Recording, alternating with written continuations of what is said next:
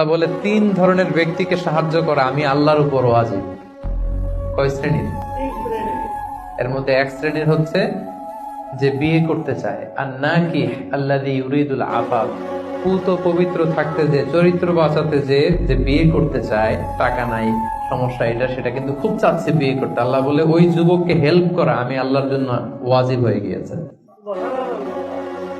অনেকে বিয়ে করে না এই জন্য যে আগে ধনী হয়ে নেই, টাকা পয়সা কিছু হোক এরপরে বিয়ে করবো, কিন্তু ইসলামের সিস্টেম হচ্ছে আগে বিয়ে করো, এরপরে আমি আল্লাহ তোমার ধনী বানাই দেবো। ধনী বানায় দেয় কে? আপনি আল্লাহর সিস্টেমে চলবেন না আপনার সিস্টেমে? ধনী হওয়ার সিস্টেমই তো হচ্ছে আগে বিয়ে করতে হবে। সব সফল লোকেরা, ধনী লোকেরা দেখবেন যে আগে আগে বিয়ে করে ফেলছে। এজন্য আমরা যেন বিয়ে করে হালাল পন্থায় আল্লাহর দেয় যৌবনকে উপভোগ করি। হারামের সাথে যেন আমরা কখনো কোনোভাবে আপোষ না করি, সম্পর্ক না করি।